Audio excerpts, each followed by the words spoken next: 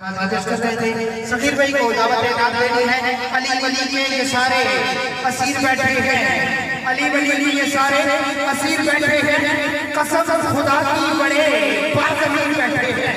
आप एक मजबूती साहब, अली वली के सारे असीर बैठे हैं, कसम खुदा की बड़े बाज़मीर बैठे हैं। और खिची 13 रजब को जो खाना काबा में उसी लकीर के सारे फकीर बैठे हैं।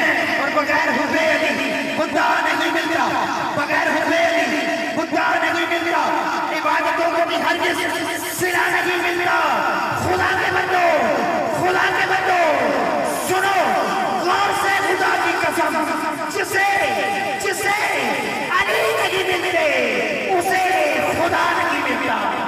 जिसे अली नहीं मिलते, जिसे अली नहीं मिलते उसे खुदा नहीं मिलता। अली का इस मुकद्दस सवाल देता है, अली का मुझको तो चाहे बिगाड़ देता है।